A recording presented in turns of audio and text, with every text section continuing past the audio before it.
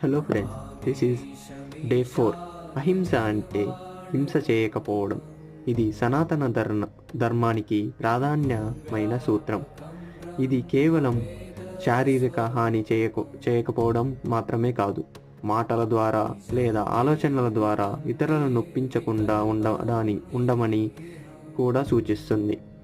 అహింసను అనుసరించడం ప్రేమ, కరుణ, ఐక్యతను పెంపొందించి శాంతి మరియు సఖ్యతతో కూడిన సమాజాన్ని సృష్టిస్తుంది.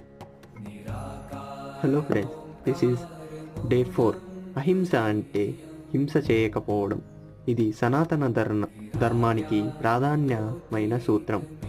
ఇది కేవలం శారీరక హాని చేయకపోవడం మాత్రమే కాదు, మాటల ద్వారా లేదా ఆలోచనల ద్వారా ఇతరులను నొప్పించకుండా ఉండమని కూడా సూచిస్తుంది.